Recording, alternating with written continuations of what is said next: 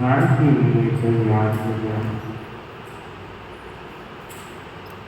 जिस आसन में आप सुविधापूर्वक बैठ सकें उस आसन का चुनाव करें। आंखें पूर्णता से बंद करें। शरीर को स्थिर, शिथिल और तनाव मुक्त करें। मेरुदंड और गर्दन को सीधा रखें। शरीर की भुजा छोड़ो, बिल्कुल ढीला रखें।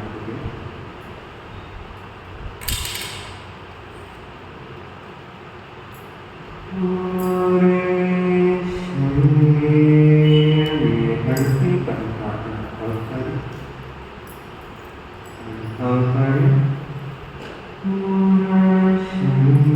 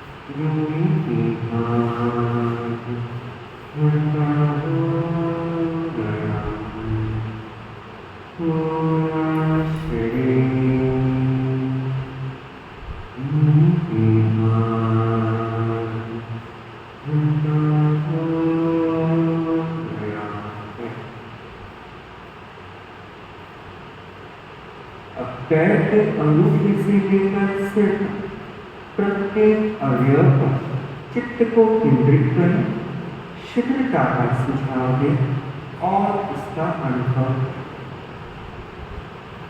चित्त को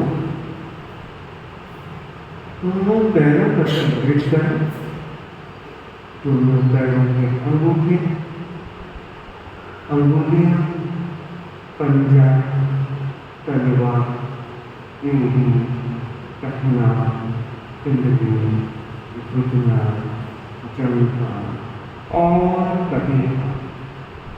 इसी प्रकार पेट का भाग, भीतरी अवयव, दोनों गुर्दे, बड़ी अंग, छोटी अंग, अग्नाशय, पक्वाशय, आमाशय, किडनी, यकृत और कलिका। छाती का भाग, हृदय, दाएं पसलियां, बाएं पसलियां, दायां फेफड़ा, बायां फेफड़ा। पीठ का पूरा भाग, सुषुम्ना, गर्दन, मेरुदंड, दोनों हाथ,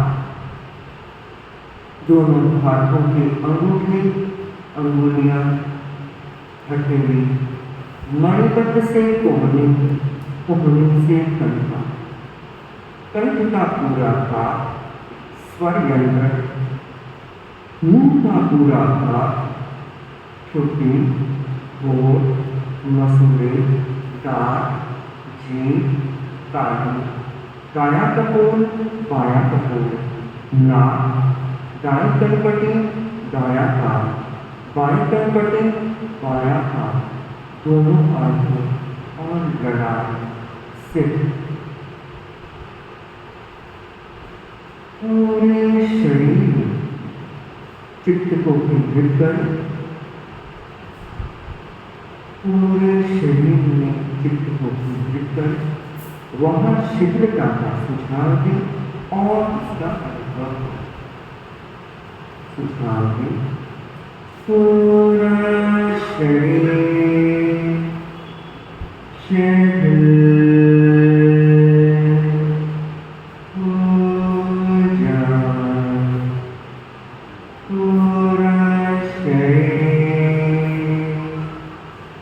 शिथिल हो जाए, पूरा शरीर शिथिल हो जाए। पूरा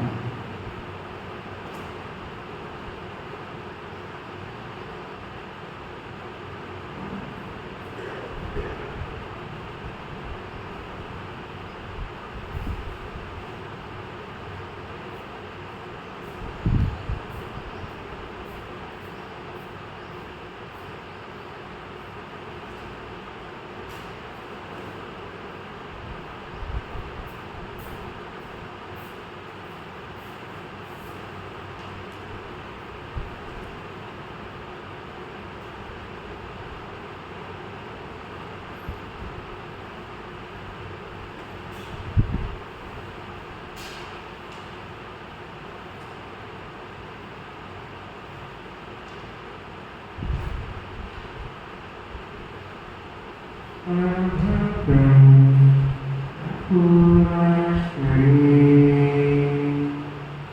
शिथिल हो रहा है, पूरा शरीर शिथिल हो रहा है, पूरा शरीर शिथिल हो रहा है।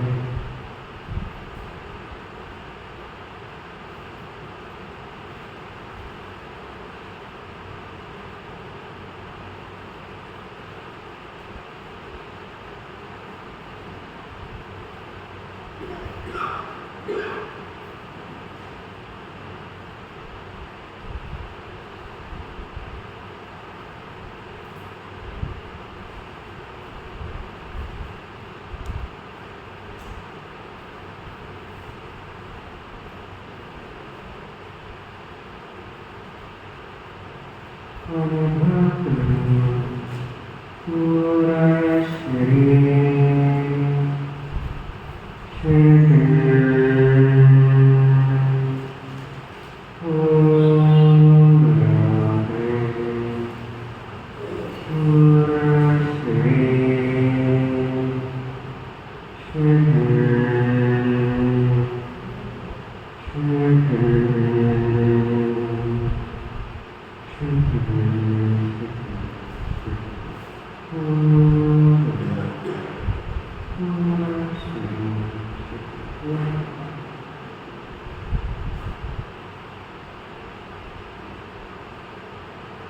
अब श्वास की गति को मंद करें, श्वास की गति को मंद करें।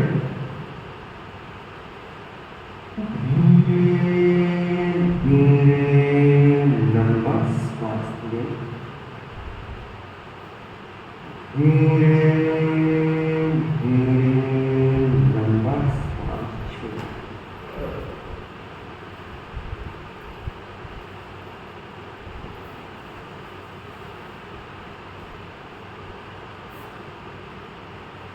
धीरे धीरे लंबा श्वास लें,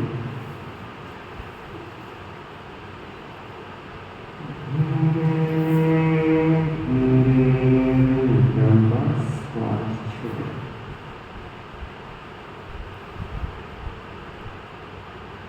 श्वास लेते समय पेट की मांसपेशियां फूलती है, छोड़ते समय सिकुड़ती।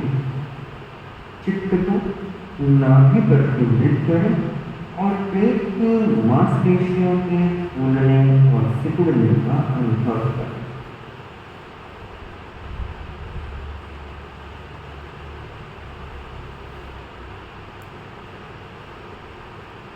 श्वास भीतर, पेट बाहर, श्वास बाहर। इस क्रिया को पूरे जागरूकता से करें।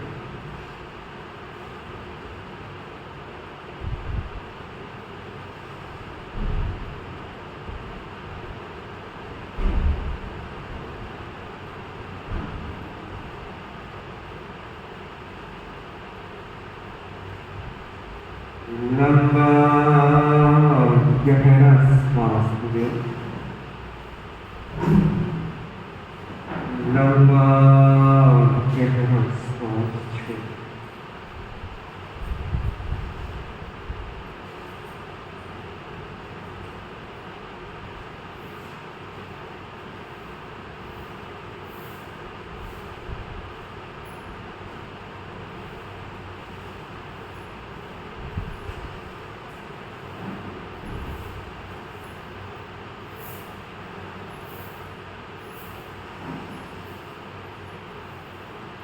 अब चित्त को ज्योति केंद्र ललाट के मध्य भाग पर केंद्रित करें।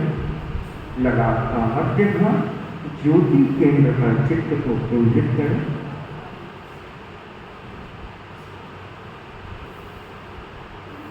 ज्योति केंद्र पर चमकते हुए श्वेत रंग का ध्यान करें।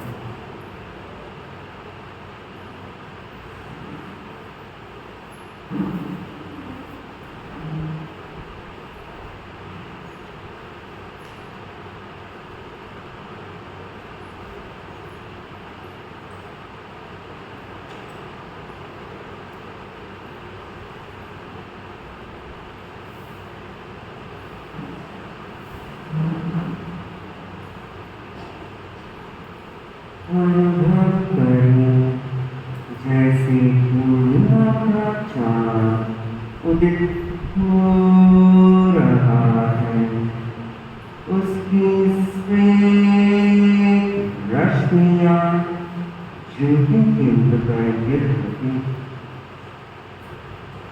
जैसे पूर्णिमा का चाँद उदित हो रहा है, उसकी श्वेत रश्मियाँ ज्योति केंद्र पर गिर रही। ज्योति केंद्र पर चमकते हुए श्वेत रंग का साक्षात्कार करें।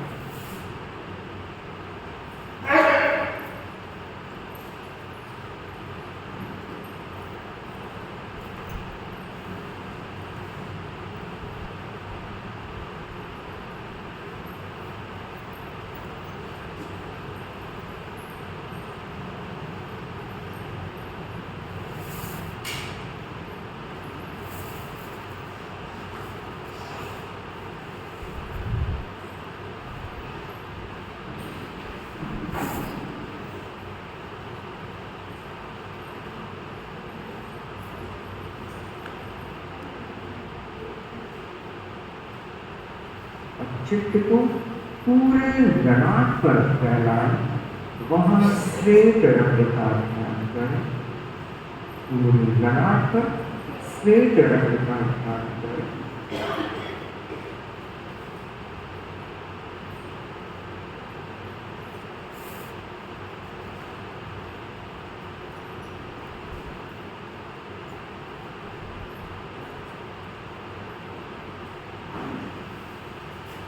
अनुभव करें पूरा ललाट श्वेत रंग के कमाल से भर गया।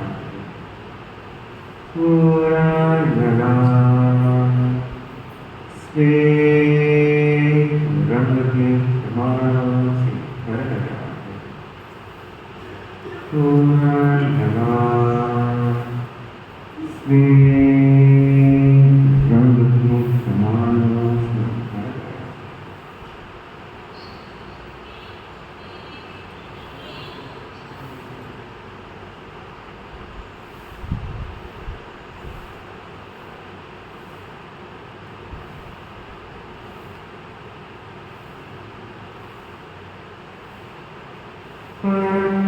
शांत और परम आनंद का अनुभव करें। कण में शांत शांत शांत शांति का अनुभव। कण में आनंद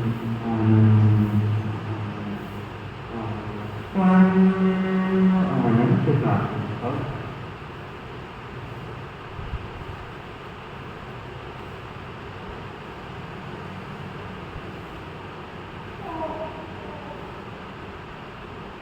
परम शांति और परम आनंद का अनुभव करते हुए एक बार ओम की ध्वनि के साथ प्रयोग संपन्न करें।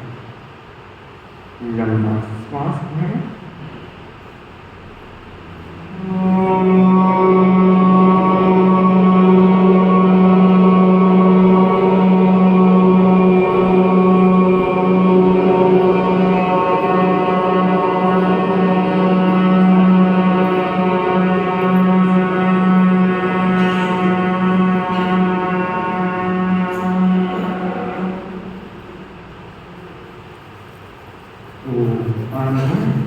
प्रयोग संपन्न।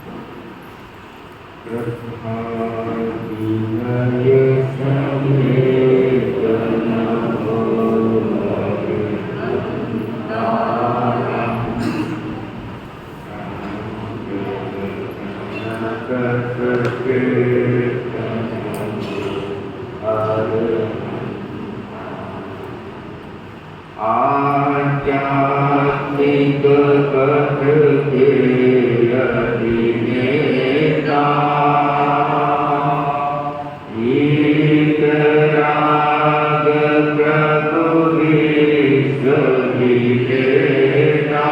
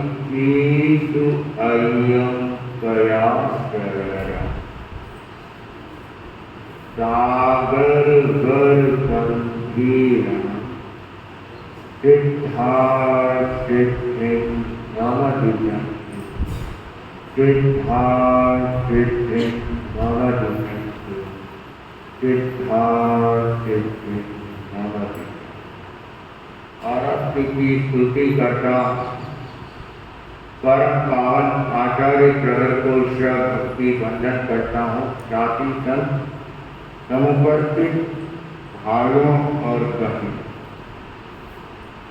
निर्लेप बदन गीता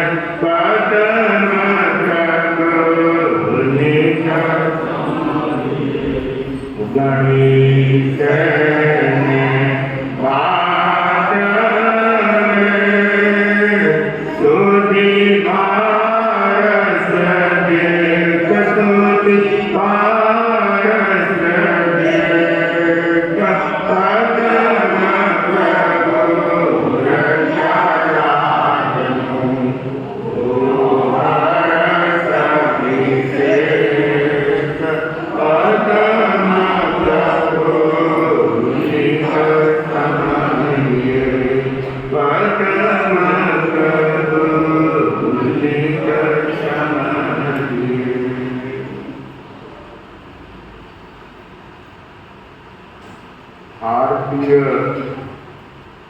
संस्कृति में और भारतीय साहित्य में तीसरे नेत्र की चर्चा होती है।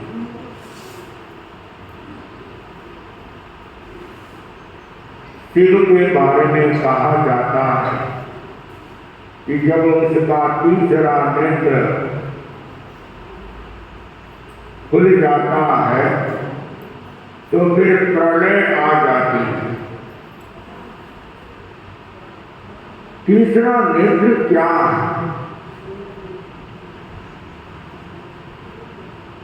आंखें दो है और ये हमारी आंखें बाह्य रूप को ग्रहण करती है, रूप के विषय को ग्रहण करती है। और जो तीसरी आंख है वह आपके भीतर में देखती है।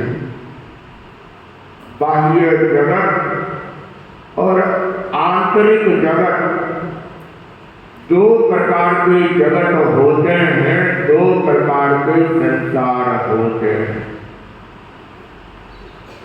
आत्मा का जो जगत है वह आंतरिक जगत है और पदार्थ का जो जगत है वह बाह्य जगत है। तो बाह्य जगत को देखने के लिए हमारे पास में दो आंखें हैं और आंतरिक जगत को देखने के लिए हमारे पास में एक आंख है। वह आंख है विवेक की आंख। विवेक की चेतना जिसकी जागृत होती है वह व्यक्ति अपने भीतर देखता है, अपनी आत्मा में देखता है, अपनी चेतना को देखता है, अर्थात अपने गुण और अवगुण को देखता है। ये विवेक की चेतना हर व्यक्ति के भीतर में जागृत होनी चाहिए। बहुत मुश्किल है सही और गलत का निर्णय लेना, बहुत मुश्किल है करणीय अकरणीय कार्य का निर्णय लेना, सत्य और असत्य को जानना बहुत मुश्किल है। क्यों मुश्किल है? कि हमारा सारा दृष्टिकोण बाह्य जगत में उलझा हुआ है और बाह्य जगत में उलझा हुआ व्यक्ति अपने स्वार्थ को महत्व देता है। जहाँ स्वार्थ होता है वहाँ कभी विवेक की दृष्टि जागृत नहीं होती है। चार मित्र थे और चारों के मन में आया कि आज खीर खाने का मन में आया तो व्यवस्था करनी है।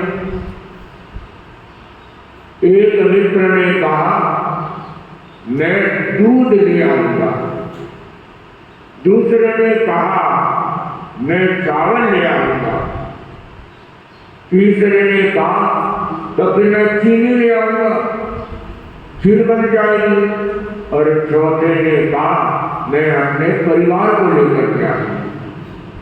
अब आप सोचिए, जहाँ स्वार्थ होता है व्यक्ति वो अपना स्वार्थ देखता है, अपना हित देखता है, अपना कल्याण देखता है। परमार्थ को देखने वाला वही व्यक्ति होता है जिसकी विवेक की चेतना जागृत होती है। एक मनुष्य ही ऐसा प्राणी है जिसके पास में बुद्धि है, जिसके पास में चिंतन करने की क्षमता है और चिंतन करने की क्षमता के साथ साथ में निर्णय लेने की और कार्य करने की क्षमता भी एक मनुष्य के पास में है। इसलिए मनुष्य के समूह को समाज कहा गया है। समाज वो सामाजिक प्राणी है, वह स्वयं का हित भी देखे और दूसरों का भी हित देखे। तो हित अहित का जिसके भीतर में ज्ञान होता है उसकी ये समझने विवेक की चेतना जागृत है। जिसकी विवेक की चेतना जागृत है तो उसकी भीतर की प्रज्ञा भी जागृत है। प्रज्ञा, ज्ञान, विवेक ये सारे एक ही परिवार के सदस्य हैं। तो हमारे भीतर में परमात्मा की चेतना होनी चाहिए। विवेक की चेतना ही परमात्मा की चेतना होती है। हम अपना हित देखें पर साथ साथ में परहित का भी चिंतन करना चाहिए। अपना हित देखें पर ये भी देखें कि मेरे हित के कारण किसी दूसरे का अहित तो नहीं हो रहा है, दूसरे का अकल्याण तो नहीं हो रहा है। तो जब व्यक्ति भीतर में देखता है, अपने आप को देखता है, वह व्यक्ति कभी भी पर अहित का चिंतन नहीं कर सकता है। तो विवेक की चेतना, विवेक क्या है? संस्कृत के श्लोककार ने कहा, विवेकेन मनुष्याता गुणा यान्ति मनुष्यताम् सुतरां रत्नमाभाति जामी कर नियोजितम्। विवेकी कौन होता है? सोने से जुड़े हुए रत्नों की भांति विवेकी भी अपने गुणों से चमकने लगता है। सोने में रत्न जड़े जाते हैं तब वह सोना और चमकने लगता है। वैसे जिसकी विवेक की चेतना होती है उसके गुण जो है वे भी चमकने लगते हैं, चमकने लगते हैं। तो जिसके भीतर में गुण, गुणी गुणज्ञो रमते, जो व्यक्ति गुणवान होता है, गुण रूपी रत्नों से उसकी चेतना जड़ी हुई होती है, वह व्यक्ति गुणी लोगों के भीतर में रमण करता है, अर्थात उसके भीतर में प्रमोद भावना होता है। गुणी गुणज्ञो रमते, तो जो गुणी व्यक्ति होता है और जो गुणज्ञ होते हैं वह उनके पास में जाता है, चाहे वह कहीं पर भी हो। जो गुणी व्यक्ति होता है, जिसके भीतर में प्रमोद भावना होती है, वह व्यक्ति गुणी लोगों की संसर्ग करता है, गुणी लोगों का सत्संग करता है। एक भंवरा होता है, वह भंवरा जंगल में कहीं भी हो, घूमता घूमता जहाँ कमल होगा, जहाँ खुशबू होगी, वहाँ आ जाएगा। कमल पानी में गिरता है और कमल की खुशबू से भंवरा वहाँ पहुँच जाता है, लेकिन पानी के अंदर मेंढक भी रहता है, वह कमल के पास में नहीं जाता। फूलों के जो गुण है, सौरभ है, उस सौरभ को प्राप्त करने के लिए भंवरा कहीं से भी आ जाता है, लेकिन मेंढक उसी पानी में रहता है, वह कमल की खुशबू को, कमल के पराग को प्राप्त नहीं करता। तो जो गुणी लोग होते हैं उन्हें गुणी लोग ही पसंद होते हैं, वह उनके पास में सतत, क्योंकि वह अपने गुणों का विकास करना चाहता है। सज्जन व्यक्ति वह होता है जो जहाँ भी उसे मिले कुछ भी, वह उसको ग्रहण करने का प्रयास करता है। साधु ऐसा चाहिए जैसे साप सुपाए, सार सार की रह गई, छोटा दे उड़ाए। तो सज्जन वह होता है जो जहाँ भी सारभूत बात मिलती है, जहाँ गुण प्राप्त होते हैं, वह उसको प्राप्त करने का प्रयास करता है। अवगुणों से हमें क्या? एक व्यक्ति में गुण भी होता है और अवगुण भी होता है। विवेकी व्यक्ति वह होता है है, जो गुण है उसको ग्रहण कर लेता है और जो उसके अवगुण है उसको छोड़ देता है। तो हर व्यक्ति के भीतर में गुणों को प्राप्त करने दृष्टि को एक सम्यक बनाना चाहिए कि मुझे गुण को प्राप्त करना है और अपने जीवन का, अपने आत्मा का विकास करना है। गुणी लोग सदा गुणों को देखते हैं। एक बुढ़िया आम के वृक्ष पर पत्थर फेंक रही थी और राजा की सवारी निकल रही थी, तो पत्थर सीधा राजा के रथ में गिर गया, राजा के लग गया। सुरक्षा की जो व्यक्ति थे, राजा की सुरक्षा करने वाले व्यक्ति उस बुढ़िया को पकड़ करके लेकर आए, तो बुढ़िया कांपने लगी। राजा ने पूछा कि तुमने पत्थर फेंका? बोला हाँ मैंने पत्थर फेंका। क्यों फेंका? पेट के खातिर, कि भूखी हूं 3 दिनों से और कुछ खाने को नहीं था, तो सोचा पत्थर फेंक दो और आम तोड़ करके खा लो। मैंने आम तोड़ने के लिए पत्थर फेंका था। राजा ने कहा कि मेरे राज्य में ऐसे भूखे लोग भी रहते हैं। तो राजा ने क्या किया कि जो पत्थर था उस पत्थर के बराबर तोल करके इतना सोना इस बुढ़िया को दे दिया जाए, इतना सोना दे दिया जाए कि सैनिक लोग भी सोच रहे हैं कि जिसने पत्थर फेंका है उसे तो दंड देना चाहिए, लेकिन महाराज तो पत्थर के बदले सोना दे रहे हैं। पूछा कैसे? कि जिस पेड़ को पत्थर मार करके वह पेड़ भी आम देता है, तो मैं तो पेड़ जो जिसमें बुद्धि नहीं है, ज्ञान नहीं है, उसके बावजूद भी वह आम देता है और मैं इस पेड़ से निकृष्ट तो नहीं हूँ, इस पेड़ से निकृष्ट नहीं हूँ कि पत्थर फेंक करके फिर मैं इसको सजा दूं। इसलिए पत्थर के बराबर इसको सोना दिया। यह है विवेक की चेतना। पिबन्ति नद्य स्वयमेव नाम्भः स्वयं न खादन्ति फलानि वृक्षा भारा धरो वर्षति नात्महेतवे परोपकाराय सदां विभूति। जो वृक्ष होते हैं वो फल स्वयं नहीं खाते, अपना फल खुद नहीं खाते।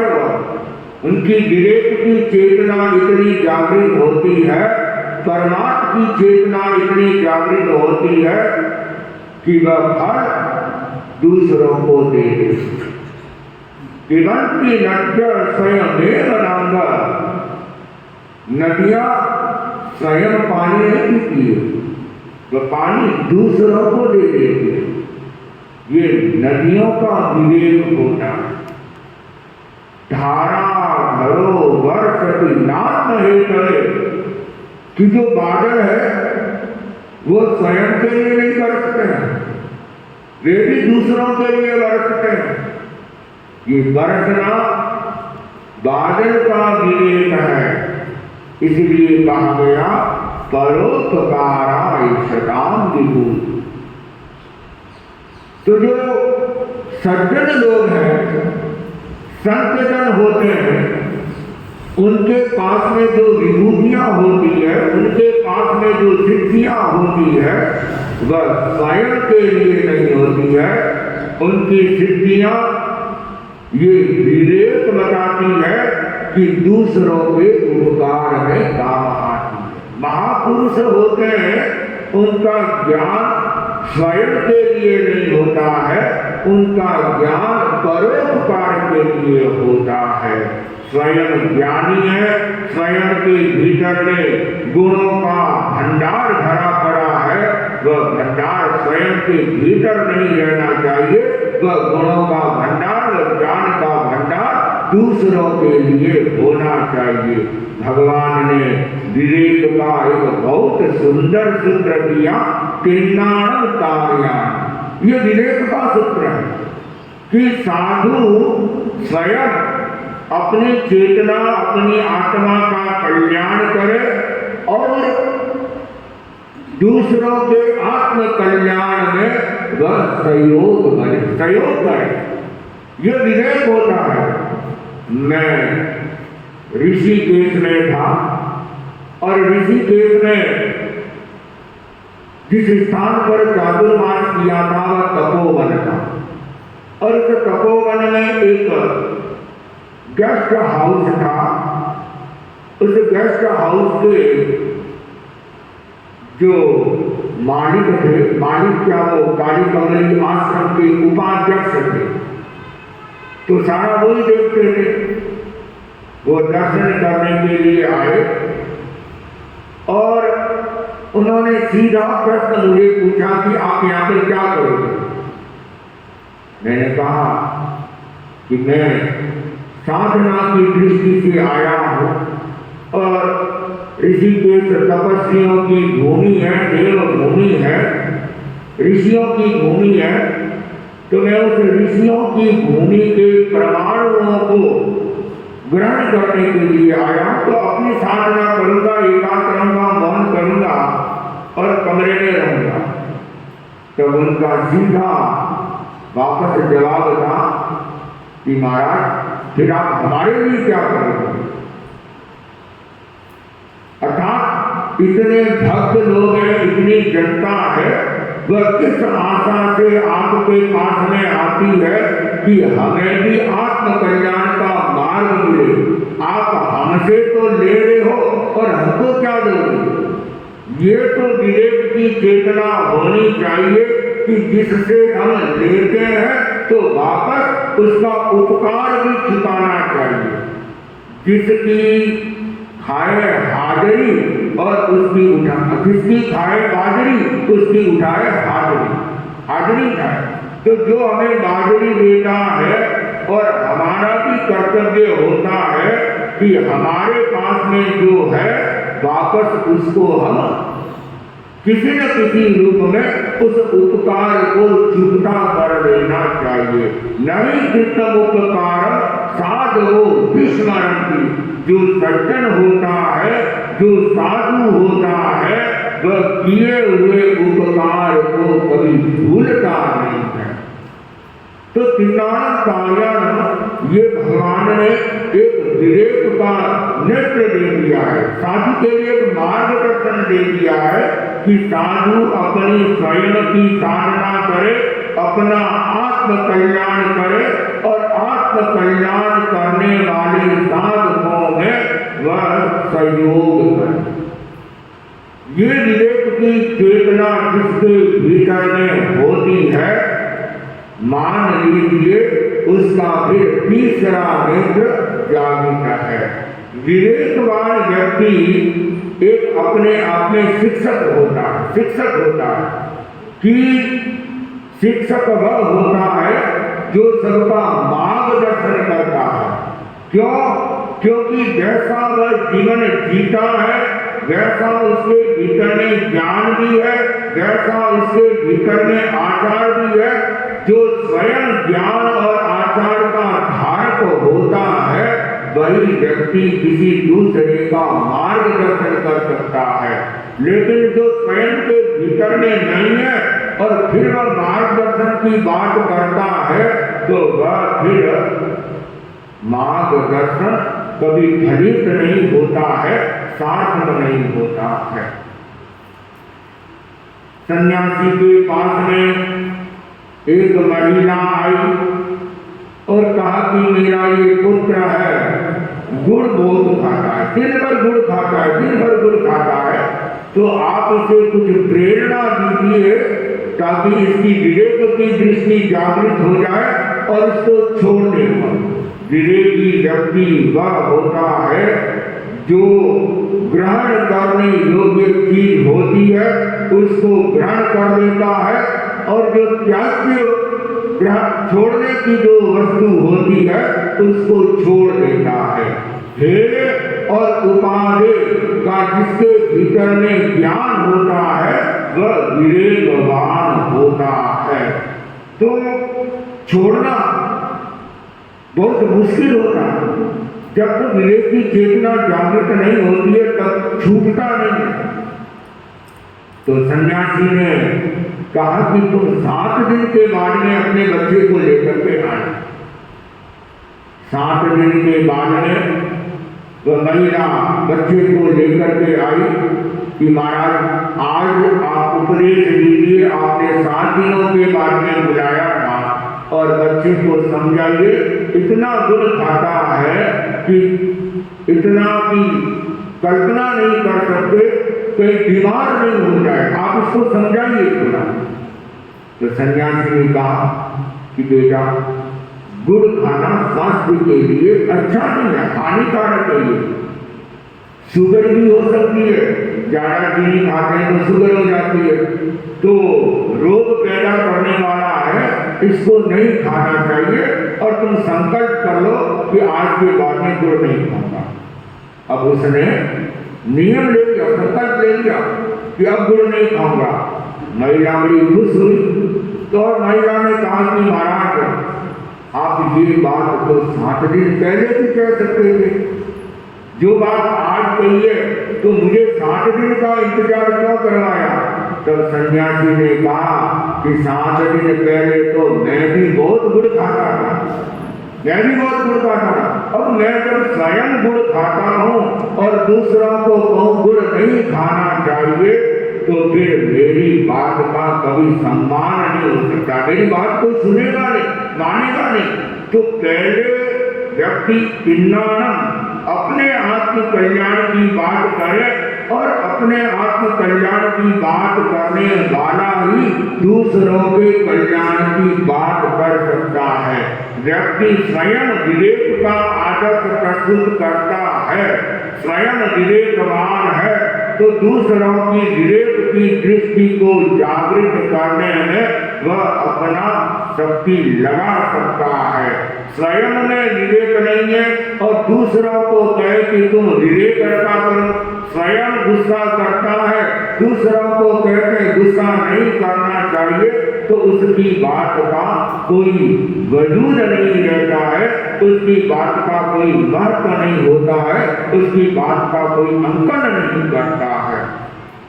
तो विवेक की दृष्टि हमारे भीतर में जागृत होनी चाहिए।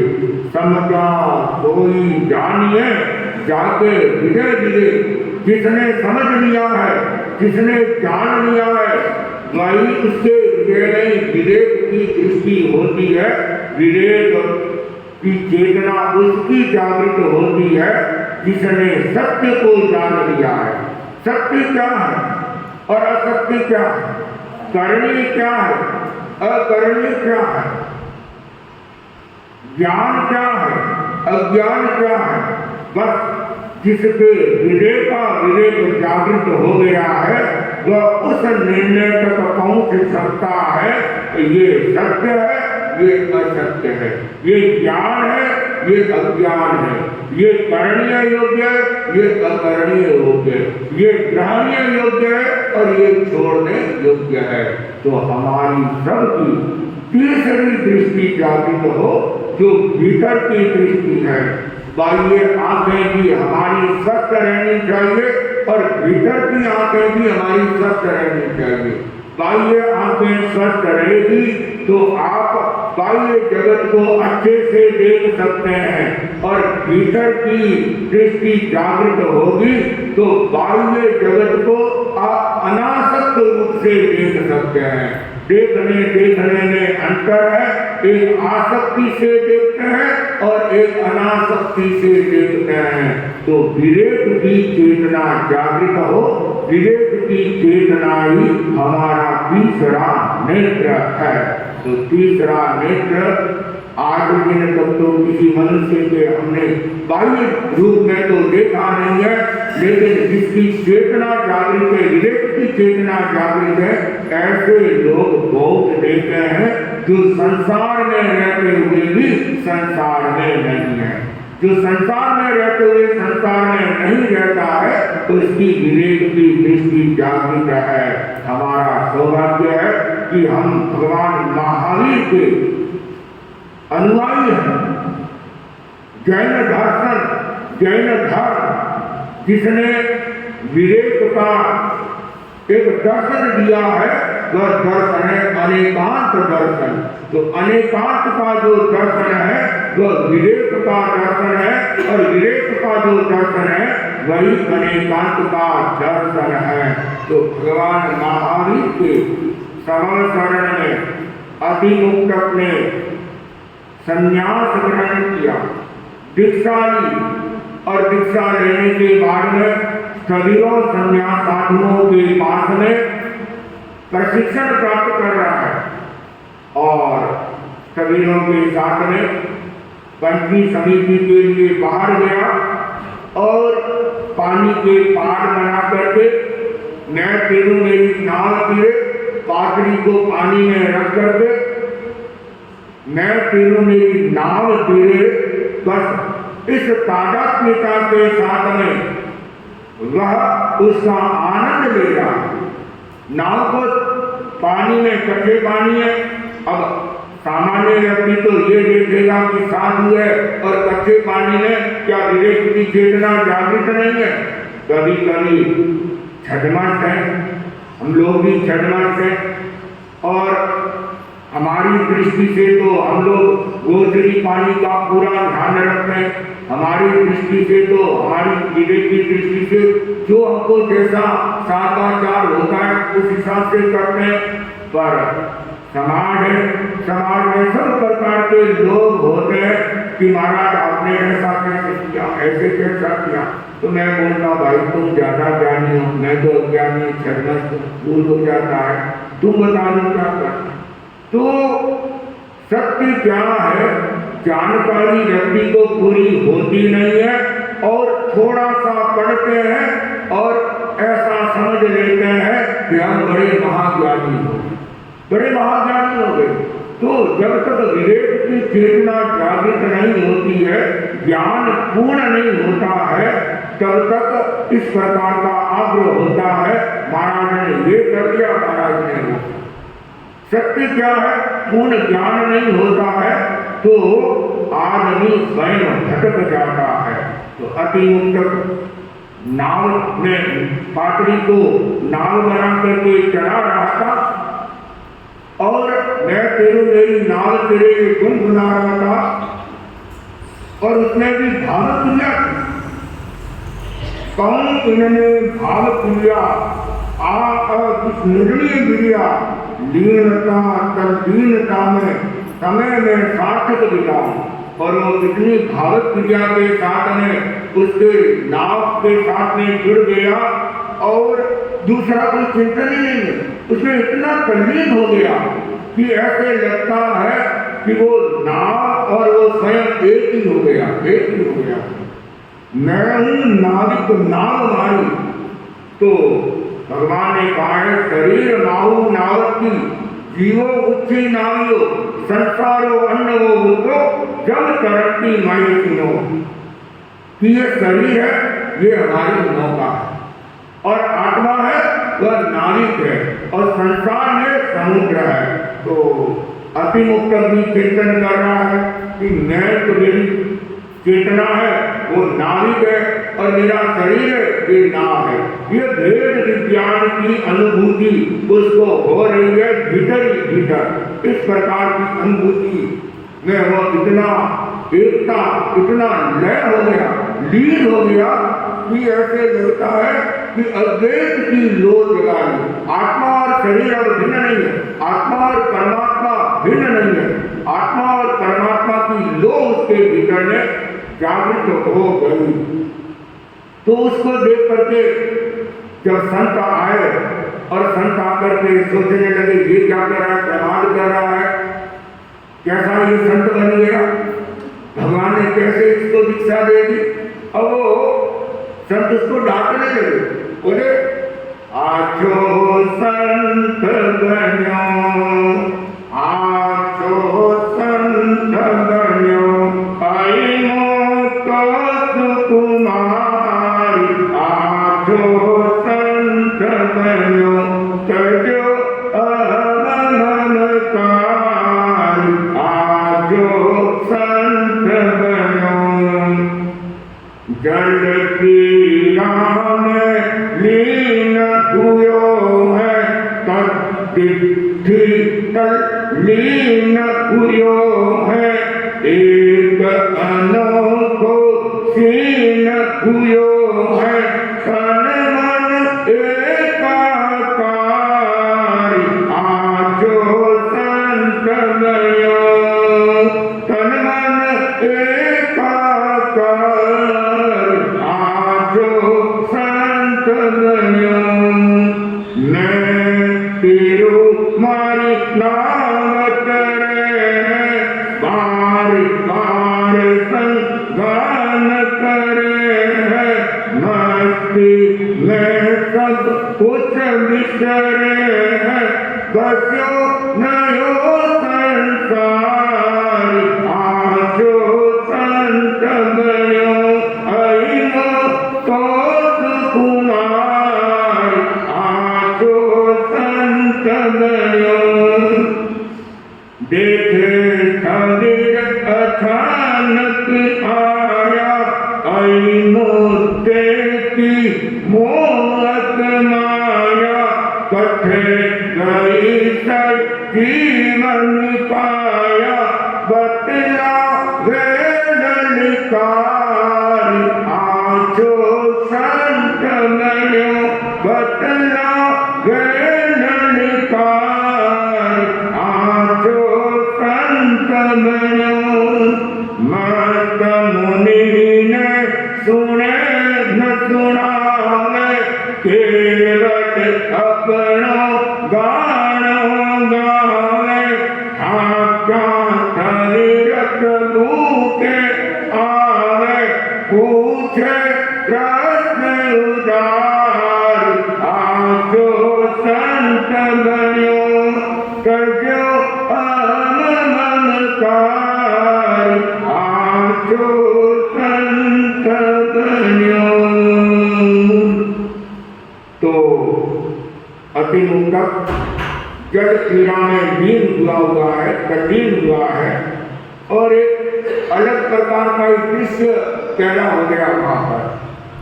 बस मैं तेरू मेरी नाम तेरे, इस संधान में इतना लीन हो गया कि जो संत सवेरे संत आए उनकी भी वो सुन नहीं रहा, उसको पता ही नहीं पड़ रहा है कि संत उसको आवाज दे रहे हैं, इतना उसमें वो लीन हो गया।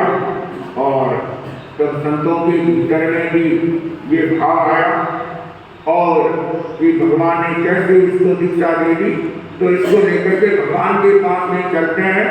और सभी ने देखा कि चढ़ जीवनी काय की हिंसा कर रहा है ये, और हमारी बात भी नहीं सुन रहा है। आखिर संत गए होंगे, थोड़ा झकझोरा होगा उसको, कई बार कोई बात नहीं सुनते ना तो उसको झकझोर देते हैं, भाई सुन मेरी बात, ऐसा होता है। तो उसको झकझोरा होगा और उसको लेकर के फिर इसको तो भगवान के पास में लेकर जाते हैं, और भगवान के पास में जाकर वो क्या शिकायत करते हैं इसके बारे में आगे चर्चा करने का आग्रह रखते हैं। तो तपस्या का क्रम चल रहा है और आज 3 जनों के 9 की तपस्या है, उनका थोड़ा बहुमान का रखा हुआ है।